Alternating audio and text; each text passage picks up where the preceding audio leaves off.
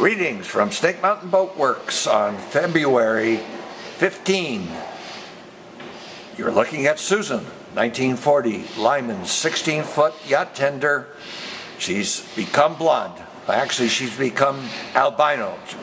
John spent yesterday afternoon and last evening bleaching her, and as you can see, she's absolutely uniform. And once she has dried, we will be staining her probably over the weekend or next Monday. So I thought I'd ask John to kind of bring you up to date on what he's been doing, and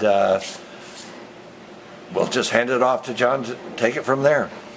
Okay.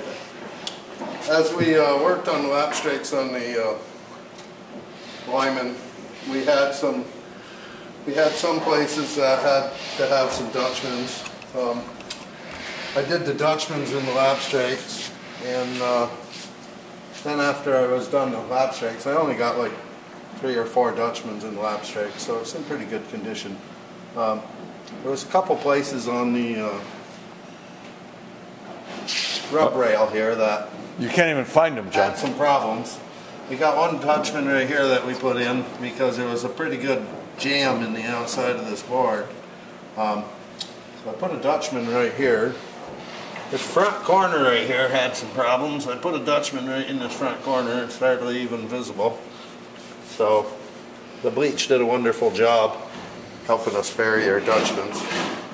And you were able to mix up an epoxy soup to fill these countersinks, huh? The filler I used was epoxy and natural stain and sawdust.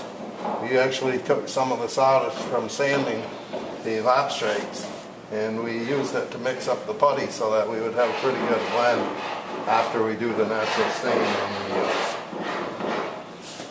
on the side of the boat.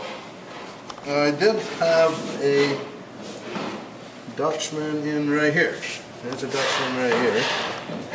And I also have a Dutchman I put in up in this area right here. We had a split on either side of that through hull, so I put a Dutchman on each side of it. Pretty much what we had for work. We had a couple of dings and dents that I used filler on, and that'll blend pretty good when we're finished with the stain.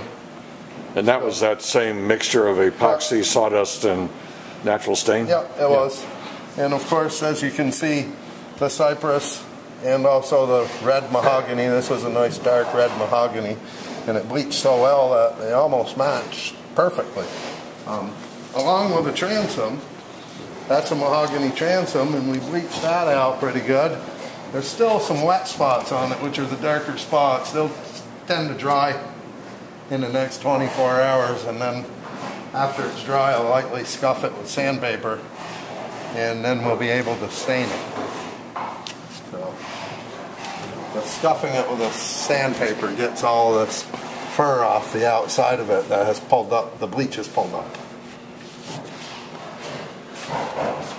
So, I have one Dutchman right here that was a split in the it matches well. I was able to find a source of some non-wormy, straight-grained cypress, and actually bought 4 8-foot boards so that we could pick and choose as John needed to fabricate Dutchman. And the last Dutchman that I put in this boat was right in this lap strake right here. Probably if I pointed it out, we wouldn't even see it. I actually walked by it without seeing it. And one thing the Lyman owners and followers in the crowd will notice and be maybe a little put off at is that I chose to put hard racing copper bronze bottom paint on the boat. Why?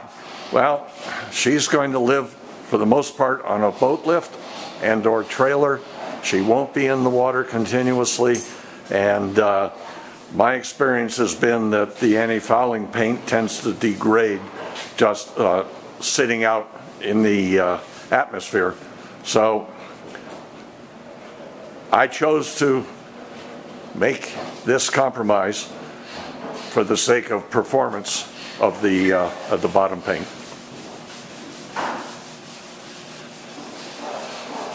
So, as John sands away after 13 coats on the 1946 Brightside U22, we will end this update on the 1940 16-foot Lyman yacht tender with cypress topsides. Thank you so much. Bye-bye for now from Snake Mountain Boat Works.